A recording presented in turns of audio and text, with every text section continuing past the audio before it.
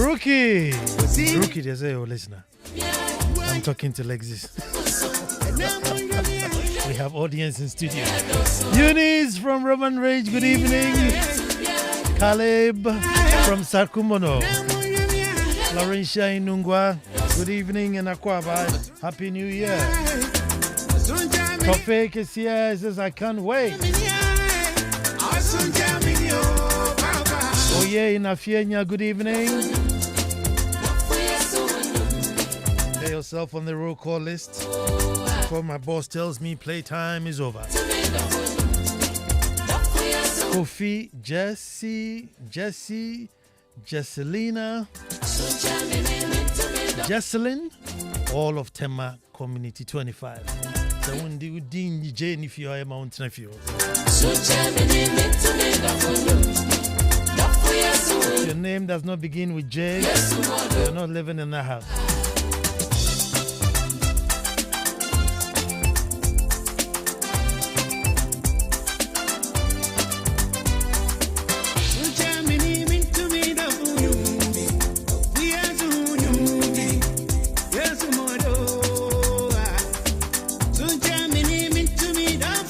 Kindly is also doing the listening. Good evening to you, Kindly.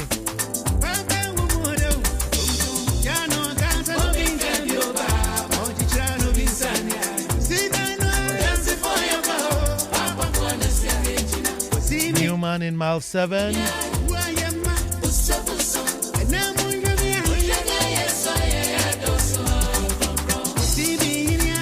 Eugenia Sintimedi. Ever faithful, ever sure. And the princess and Nyonyam.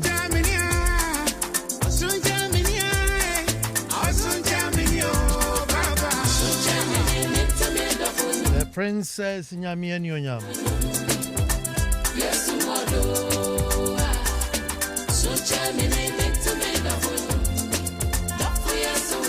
And the birthday people.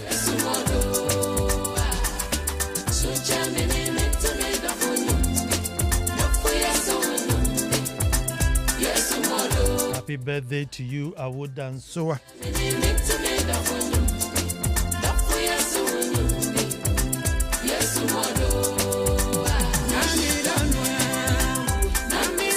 Tomorrow is your birthday, so guys, those of you who know her, don't forget her because she has a roll call list.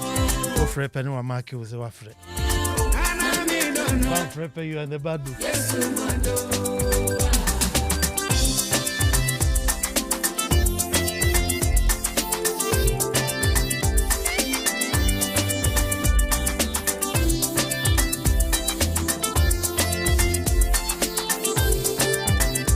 Emmanuel Houston in Germany. Akwaba and Afishiapa. Says I've taken my seat for the show tonight. As my boss approaches, tells me that playtime is over.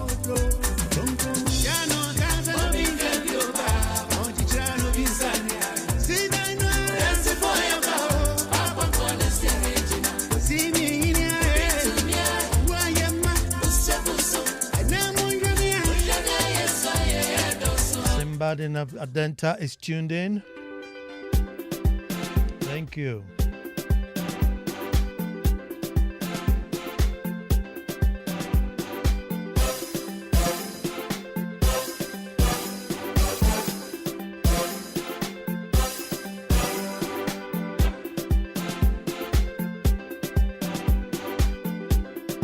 We start the way we start.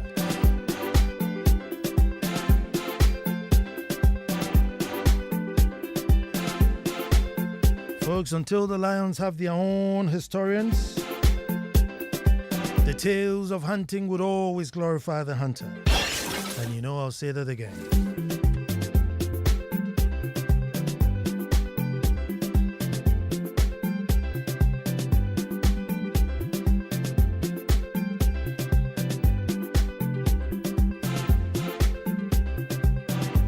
Folks, I said until the lions have their own historians, the Tales of hunting would always glorify the hunter. Hello and welcome to the most opinionated hour on radio and the nation's thought-provoking hour. I am Nana Ansah Kwao, the fourth chief of the Little Republic of Akwemu Etumasa. And I say thank God it's Monday, another blessed Monday to meet up again to do what we love. The ritual of the discerning, of the patriots, of the deep thinkers, a ritual of Efie Nyansa. Only on Joy 99.7 FM every Monday at this time, so make it a date. And welcome to the ritual I call That's My Opinion. And today's opinion is tradition versus development. Tradition versus development.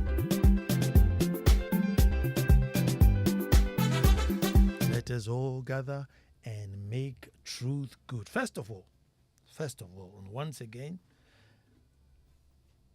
you have to forgive me. Oh yes, you have to forgive me. Because you see, around this time, I should at least, one topic be there. I bring some football topic so we talk about it. It's something that I really feel sorry about, for my audience. But truth be told, folks, I am hopeless at the sport. If you play at my backyard, me backyard. And that's why I don't talk about it. It's just being person. Now, my knowledge in the game is too simple. In fact, I actually prefer, the discussions after. Hey, what's your friend to you? Oh, He woke up in the morning and had Gary.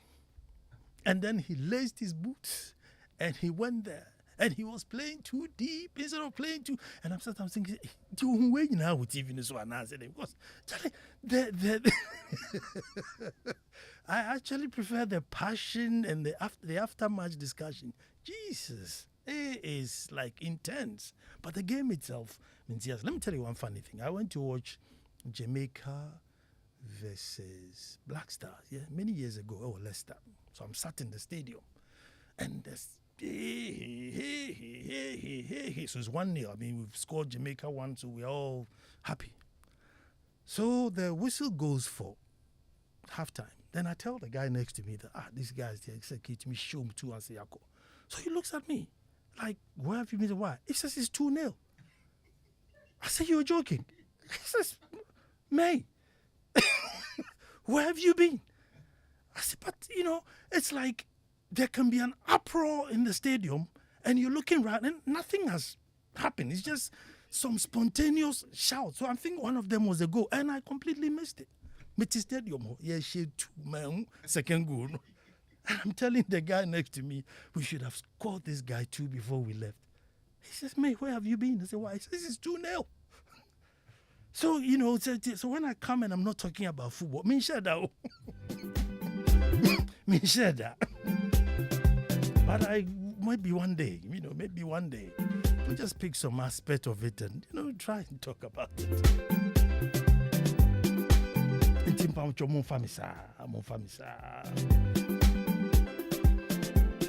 Folks, something, anytime issues arise, big issues, there are quite a number of people who want to know what my opinion will be on the matter. Some of the issues are quite delicate and sensitive, and as much as I push it to the border, some of them I just stay away.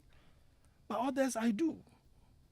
And this issue of tradition versus development, there are some who think, one of the greatest downfall on Ghana is the traditions that we hold on to.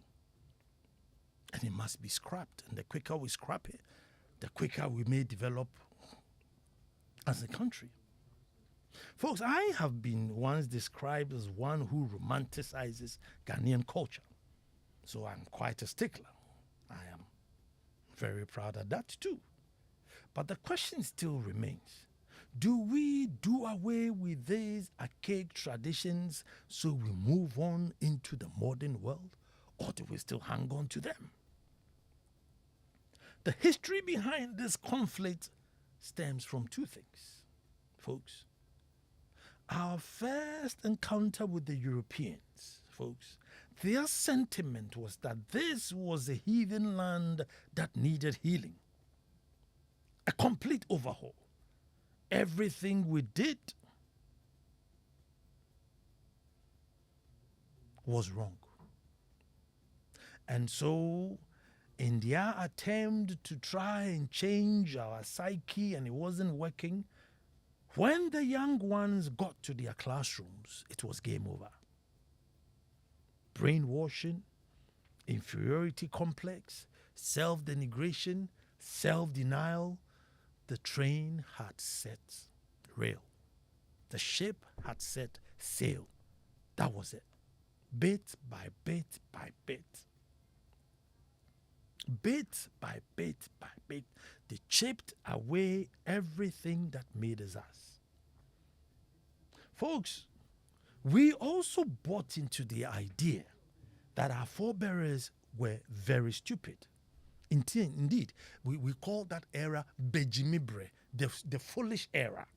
Oh yes, we actually, Bejimibre, the foolish era. I mean, we actually named our forebearers who gave us the proverbs and everything, the foolish era.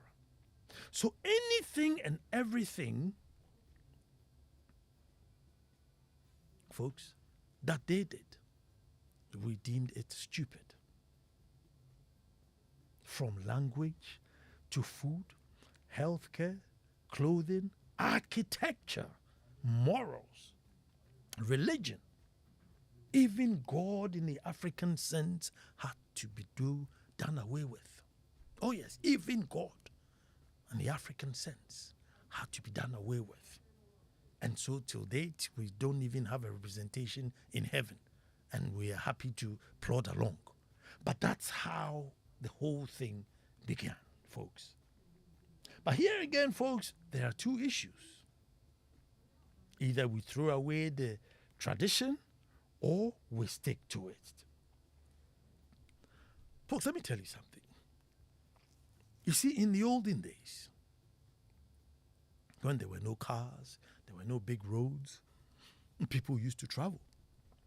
There was the era of conquest. There was lots of wars, people expanding their territory. I mean, you have the Akwamuhene fighting from Nyanwasi all the way to Dahomey. I mean, that's a huge territory.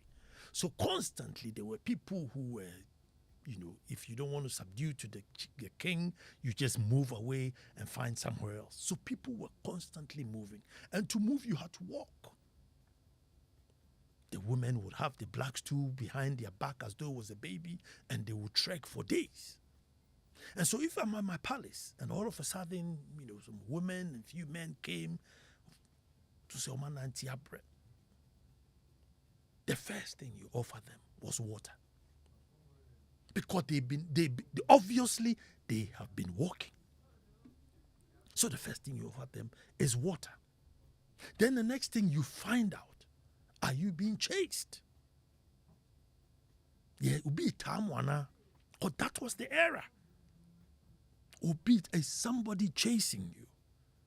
And they will say, yes, we're being chased. We're living in a settlement somewhere.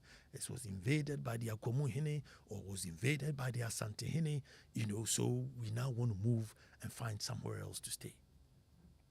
And as custom demand, any refugee that came to your land, you accepted them. You don't chuck refugees away. It was customary. It's absolute paramount and customary, particularly if there are women and children in there. You give them shelter, food, water, and if they were not going to go anywhere, you give them a little patch of land so they could farm. Folks, let us fast forward to 2024. I'm in my palace. Yeah? All of a sudden you see like 6 V8s pull up in front of my palace. They come, bam, bam, bam. What are the chances that somebody is chasing them? Chasing them from where? What are the chances that they are thirsty? They all have bottled water in their refrigerated compartments in their car. They are not thirsty. They are not being chased. But one thing is paramount.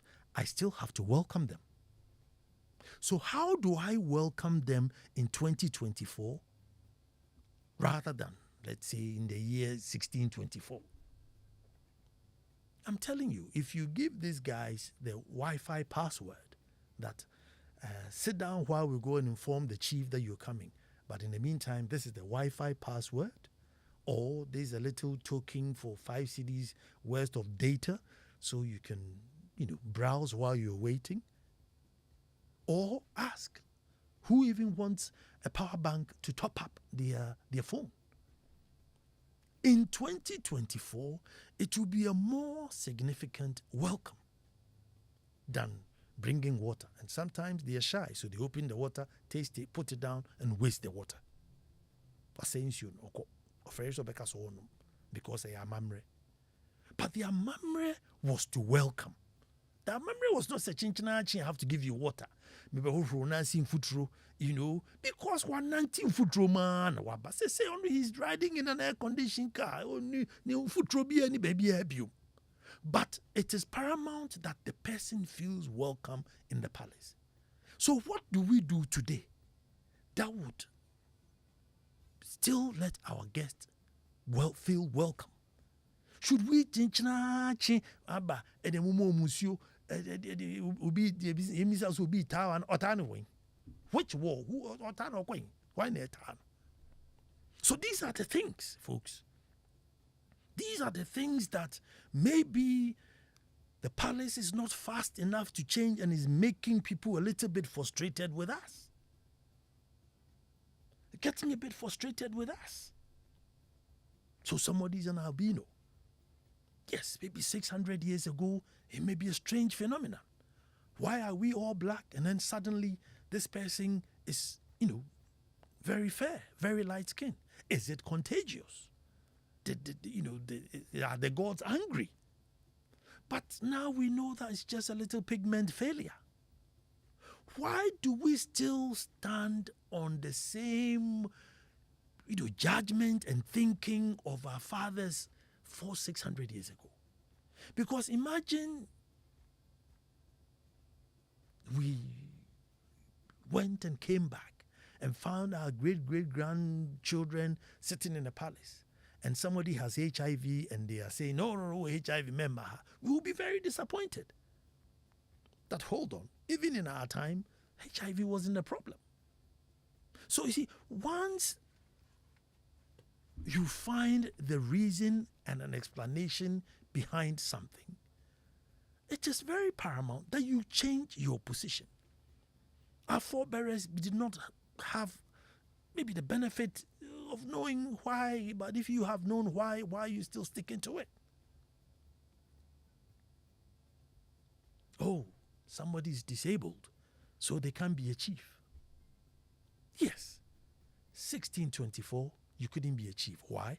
Because it was brutal.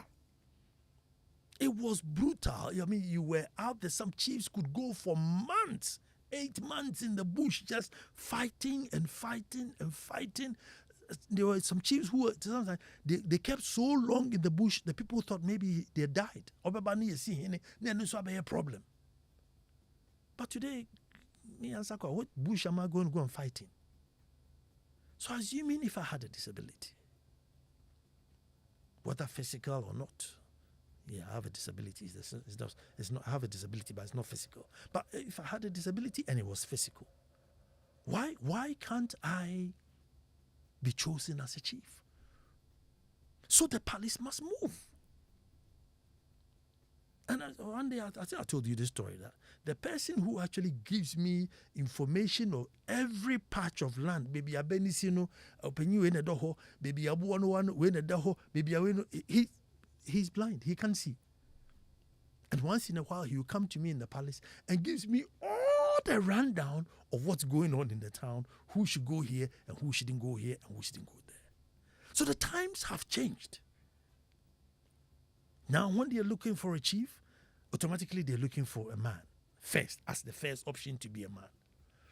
And I'm saying the first option to a man doesn't hold today.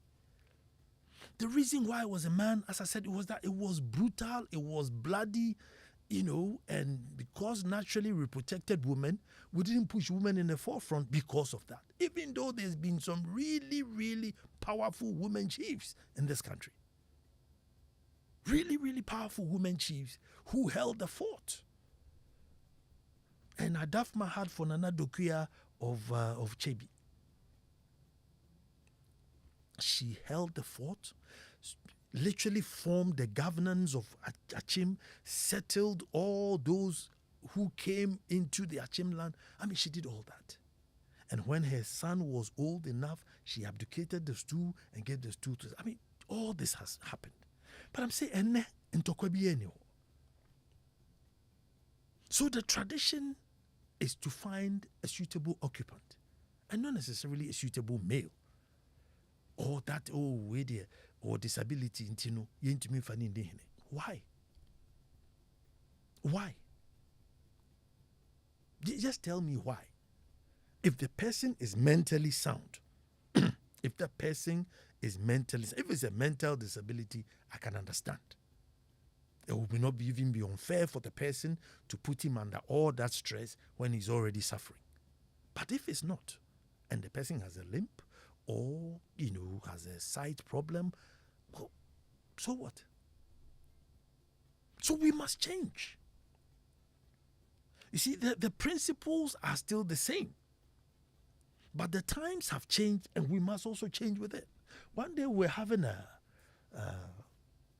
discussion as, DAPA. And one of the things, like when you go into the farm and you're coming and you harvest palm kernel, you can't bring the whole palm kernel back home. You have to take some of the palm kernel off before you bring it home. And it become a big issue. So then I asked, what if one day Benzo Oil or one of these big palm oil companies come here and say, Nana, we want 2,000 acres to do a palm kernel, farm. Are you going to tell them that for all the millions of palm kernel they harvest, they should go and chop it before they are baby? No. But you see, because our thinking is that our forebears were stupid, that's it. But I think, because I asked my elders, why is it? Nobody knows the reason. And I think that because you don't use the core for anything, and your children were going to carry it home, why don't you lessen the weight? Well, until somebody has, a better reason, I don't know. Why don't you lessen the weight by taking off, what you need and leave the core somewhere? Because, so lessen the weight. And maybe that's the reason why some of these laws were passed. One of the biggest taboo around the black stew is human blood. Any true black stew detest human blood. And so when hospitals were originally being put into traditional areas, that was one of the main things, that because hospitals, dealt with a lot of blood, not intentionally and accidentally. Of course, one or two schnapps to tell Nananom, say, look, these people, they are here to cure us. And so, by all means, they'll be dealing with human blood, not for any rituals or anything, but to heal us. So, we are the spirits that are around us. Anytime I say these people look at me strangely. But you know something? You can't go to a clairvoyant in, say, Scotland and he sit down and say, look, tomorrow when you go home, go and prepare fufu and katenkwine. The same way you can't come to, a clairvoyant in Edumasa and say, Nana, what you bring me strawberries and cream. I'm going away. They will request for white cola and red cola and white clay and red clay, because those are the things that form you. So your spirits, collectively, your spirits are what forms the deities that protect you. They can't drop from the skies and you live in a Dumasa and say, I want haggis. Haggis. Then, why any man could haggis cry? You go for him for Nedia Breno. Abusunusi, strawberries and cream. Ayeka. You go far away. Open a basin, open shre kakra, pensenfo kakra. Those are the things. So I am just saying that as we move on into 2024, yes, by all means, we stick to the meanings or the purposes of the traditions and not necessarily what it is that Nananum left behind. They left the reason. They left the act of welcome. Omoko. They left the act of welcome. They are gone. How do you welcome somebody today? So as we are moving into, obviously, the AI and all these things, I urge Nananum to tread cautiously and don't assume that your forebears were stupid, or don't think that everything that they did you should change. You have to do the same thing. No. You have to do the same. The reasons for which they did it, yes, you should. Maybe it was for welcoming. Maybe it was to deter. Maybe it was for protection. Yes. But how do you protect today? How do you deter today? Once upon a time, you could deter through frightening. Today, you can deter through explanation. So leave the Nkwefum Tuesday. Why? Leave the land to rest a day. Don't go to the sea on, on Tuesday. Leave the fishes to be free one day in the week so that you can get more fishes. So maybe it's not that the sea god is going to get angry or you're going to go and see any mommy water. No. But for your own sustainability, for your own survival and your grandchildren, leave the fishes at least a day or two in a week. So the times are the same, but the principles have changed. So the principles must stay. But maybe detailed and copycatting and just mimicking exactly what was done thousands and thousands of years ago, you have to think about it. Yes, some things you follow. Like the possession of a chief. There are certain places women are behind. There are certain places women are in front. Those ones are like, you're reliving your history. And the answer, you can always relive your history. It doesn't spoil anything. But those technicalities, I think the palace should be up and doing and respond, maybe from the National House of Chiefs, where the big boys are, to actually tell them, say, look, you guys, we should have to all now move into the 21st century. We have to move. We can't be stuck. We move with our principles, but not necessarily the details.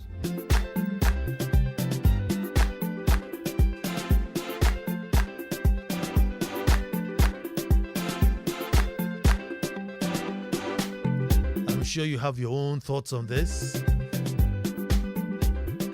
And it's 0302 216 541.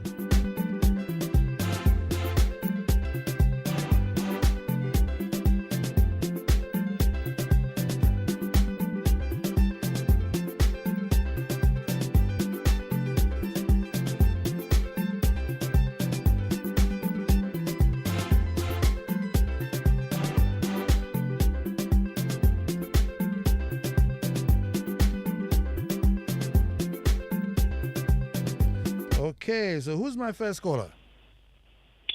Good evening, Anna. Good evening. Okay, my name is Nene from Dansoma. Nene, let me hear you. Okay. This is a very thought-provoking program, and it's at the same time very delicate, Anna. Yes. When the Queen of England died, and this is a queen who has been on the throne for over 70 years, if I'm not mistaken. Correct. We watched it on TV, and we saw the traditional or the ritual. I don't know the English word to use for it. And we saw a stone that was used for the queen's mother or the grandmother 100 and something years ago. Now, these are people who are leading us in technology, but they are not denying or they are not doing away with their traditions. Exactly. What you are saying, I understand you, because we are progressing as humans. we need to maybe address with that. But now, if you look at our generation or the younger generation, the thinking that you are pushing is what is making some of them lose touch with who we really are and the reasons why we're not supposed to do certain things or we're supposed to do certain things like the way you're explaining. And my fear is that if we don't take care and imbibe those things in the current generation and we push this, because look, for example, Nana, those days it was very difficult, or it was people who fear to do galamsey, to destroy the water bodies, that to the extent that you destroyed it now. People who fear to do that. Why? Because of what I mean, and I'm talking about maybe 20, 30 years ago. But today, people are doing this without any fear. Why? Because of the way we are thinking that, look, we can do away with these things and do it in a different way. Okay, no, there's no fear. Good. Let me engage you a little bit. You see, I am honestly, I am really, really traditionally, I love my tradition, and I've been actually chastised for loving my traditions too much. Oh, what happened? 0302216541. You see, I just was thinking, like 600 years ago, if they wanted a chief, they want somebody with big chest, big muscles, stand tall, who could fight. So, today, if you're looking for a chief, tall, muscles, to go and fight who? But the idea is that we still need a chief. So I'm not saying we should do away with our traditions. No, the tradition still stands. The tradition still stands. But the times have changed. So, hello, who's talking to me? Hello? Hello. Yes, sir. Who's talking? Mala? Yes, sir. I'm driving. So I just have a small thing to say. Sure. I'm saying this in tandem with the last caller and what you said. Okay. Now, science without religion is blind.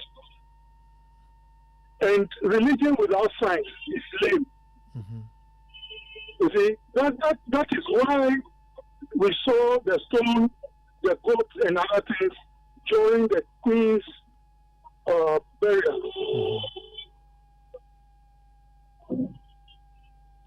Sorry, I'm driving. The traffic seems something, but I just want to repeat: science without religion is lame, and religion without science is blind.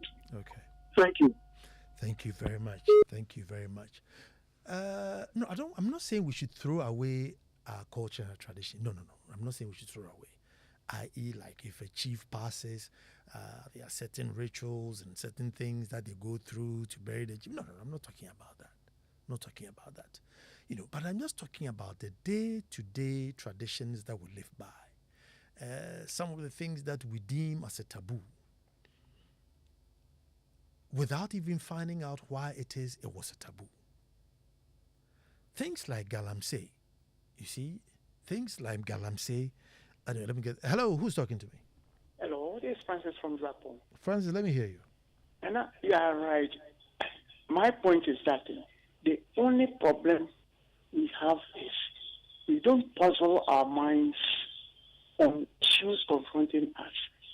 What you are saying is right. We have to question why certain things were done in a certain way at that time, and how can we do it with regard to the present situation. And this is what the question is, the issue is. Yes. So we can adopt certain things that our fathers, great-grandfathers did, and then continue to do the things the same way. If you puzzle our minds to understand why those things were being done, then how can we do the same things, or can we do away with them? then we'll be able to sort out our tradition properly in line with the present situation. I think that's my point. Thank you very much. 0302216541. Hello, who's talking to me? Yes, sir. Nana. This is quite serious. So you give examples from a different side. So this is something that I've been on for some time now. See, I keep saying tradition is for the people, not the people for tradition. And while we live, while we grow, what happens is reality of life before us. You understand? And it contests with what we hold on to. And two things happen. It's either it will affirm it or it will defeat it. And that is what is happening right now. Me, our forefathers, I don't call them Bajimifo because I'm about Jimmy. They did some things right. Not everything. It's just like people. In every right. But the common sense and it worked. Unlike today, that is not working like that. You see, the thing is, we cannot do away with it. However, while we go on, then we go with it. For example, let's take a relationship, for example, as in marriage. The tradition is that a man is the one who's supposed to do this and that, and the woman is the one who's supposed to do this and that. Before you are born, in fact, your role is defined for you already. You are not allowed to make any decision as to how you want your relationship to be. Your role is defined for you. But look at... Hello, Naivazi. Hello? Oh.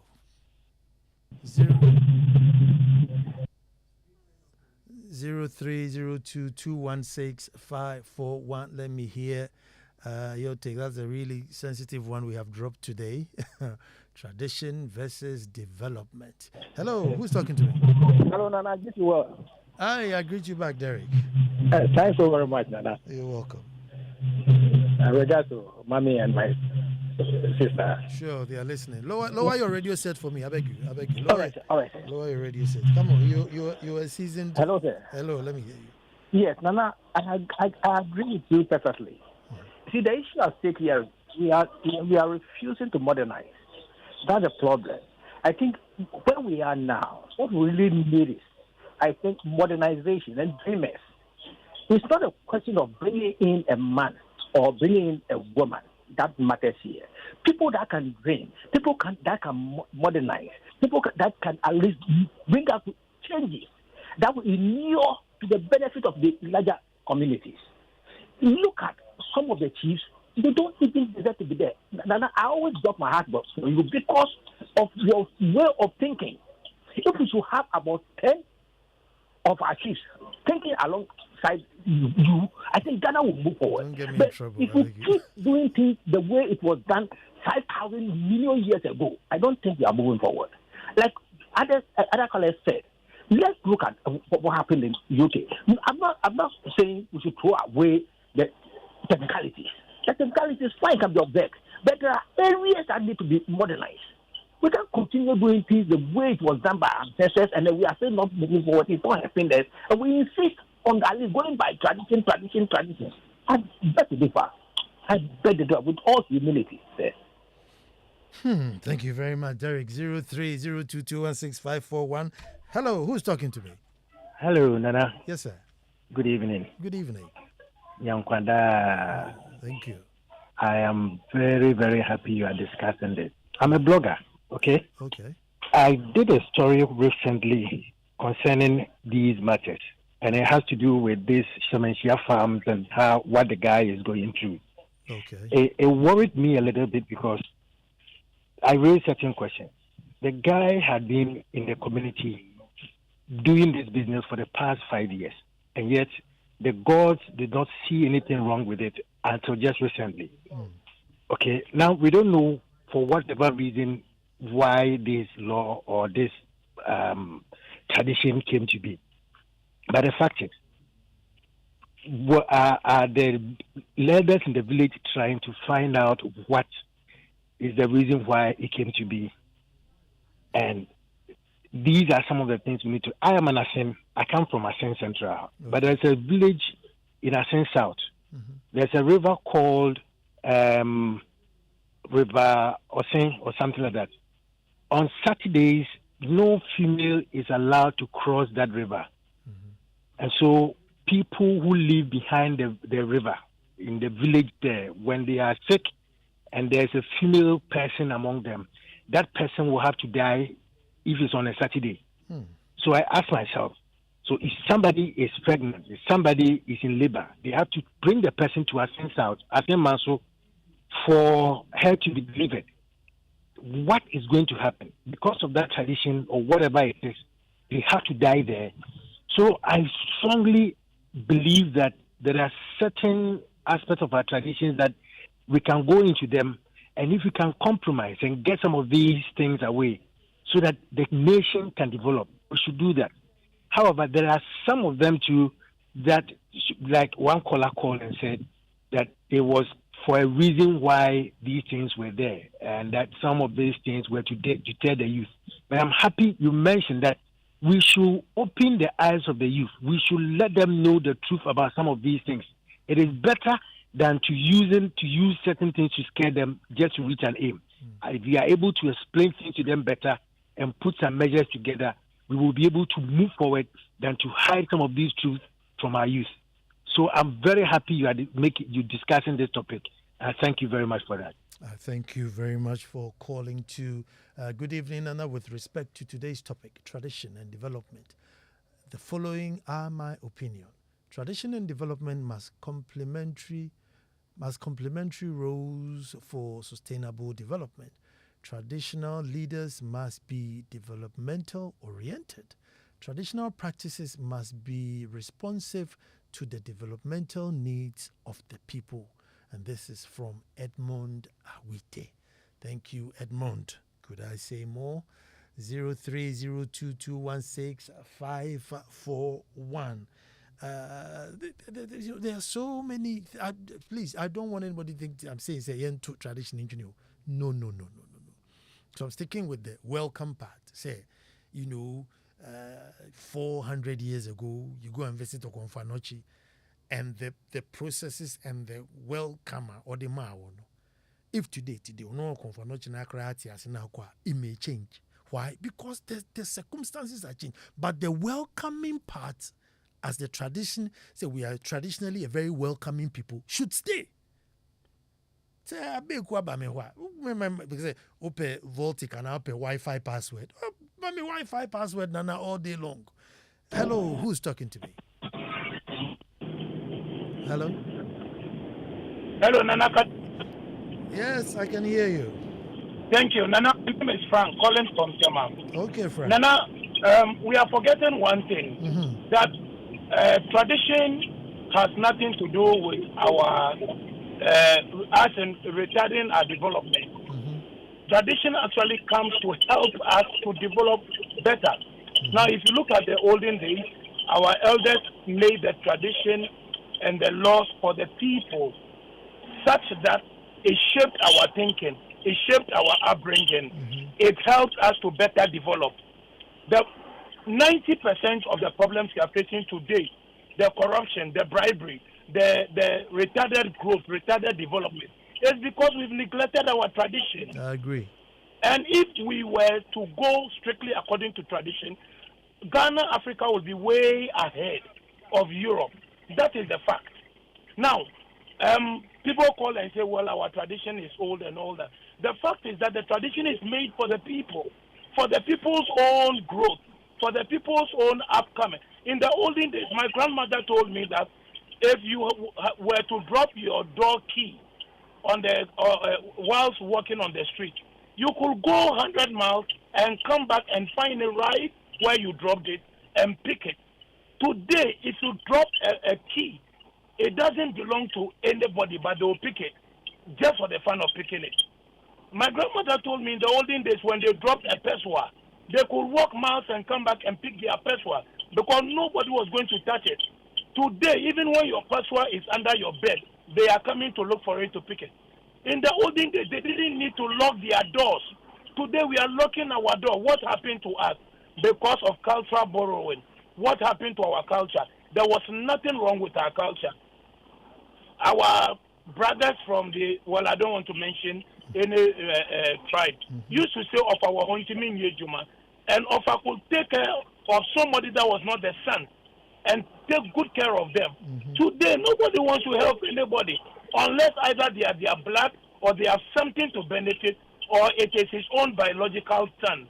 So, I mean, we need to go back and embrace our tradition, Nana. I agree with and you. if we went back to embrace our tradition, your mother would have asked you, where did you get the $1 million that was in your trunk or your chobos or in your poly tank or in whatsoever? Your mother will question it. Definitely. Today, because we neglected our tradition, Nana, if I were to take $2 million or your son was to bring $1 million home, and you don't even know how they made the money or where they got it from, you will still embrace it and help them spend it. And you will not give a dime who they robbed or where the money came from. So we need to go back to our tradition. And that is where our problems are. Just mention every single tradition. And I'll tell you the reason why our ancestors, our elders, enacted those laws to help us as a community, to help us as a people, to help us as a nation. And not a single one of our tradition or our culture or any of the laws were made to go against us as a people. Not at all. But before you go, let me engage you a little bit. Okay. You know this welcome procedure where you come to my palace, you sit down, let me give you water, let me ask if somebody is chasing you so I can hide you, blah blah blah. I'm just saying that in today's time, if you came to my palace and I said, this is the Wi-Fi password code, and are you on type C charger or Android charger? Do you need a power bank to power your phone while we go and get Nana? I think people would appreciate that rather than going to bring them water when they are not thirsty.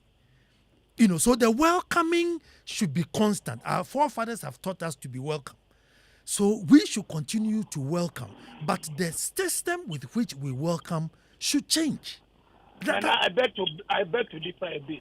Okay. Hear me out, please. Let me hear you. Our ancestors in the olden days, when you came, gave you water. Yes. Because the main source of transport was by foot. You have walked a very long distance. Yes, I agree. And so I agree. Just a minute. So just when you are right, they anticipated that you will be thirsty or you will be hungry. Exactly. So they either offered you fruit or they offered you water. Now, you have no business giving me your Wi-Fi password when I come to your palace because I have nothing to do on the internet with you. I came to see you and that is it. Number two, Nana, you are going to pay the ISP, the service provider, for whatever data I consume on your internet. The question is, how are you going to make up the money to pay them back? It's the same money. It's the same money I used to buy the water for you. It's the same money I used to buy the water for you. And hello, who's my last caller? I'm Ishmael. Ishmael, let me hear you. Nana, good evening. Thank you for that thought-provoking discussion. Sure. Nana, for now, we have not changed much. We are still holding on to old traditions. But look at our environment. Look at what we are going through now. The river bodies that some people worship as gods and other things, foreigners came and destroyed it because of gold and other minerals. Look at our forest. What the tradition, the one that has no substance which refers to today, has helped our nation, our communities. Look at it. I think the way forward is for us to think outside the box so that things that will help us, will hold on to them. Thank you very much. Happy birthday to you.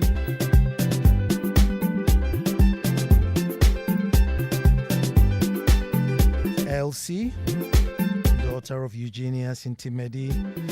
Tomorrow is your birthday.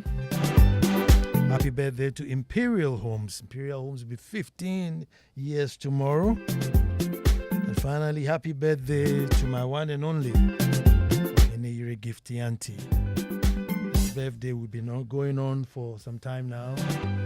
Yeah, she's a birthday baby. So tomorrow is your birthday. God bless you and enjoy. In the meantime, in between time, Abeku was on the 1s and 2s.